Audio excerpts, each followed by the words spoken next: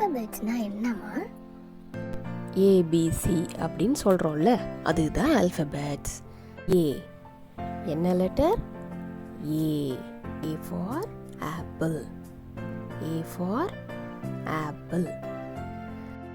A for aeroplane.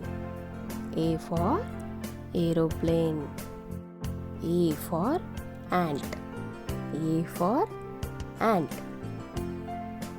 மேலிருந்து கீழே வரணும், திரும்பியும் இங்கேருந்து கீழே வரணும், நடுவில் ஒரு கோடு போடணும். இந்த மாதிரி மேலிருந்து கீழே வரணும், திரும்பியும் இங்கேருந்து கீழே வரணும், நடுவில் ஒரு கோடு போடணும். இந்த மாதிரி. இப்போ புரிஞ்சுச்சா எப்படி ஏ எழுதணும்னு? புரிஞ்சுதுமா, நல்லா புரிஞ்சுது.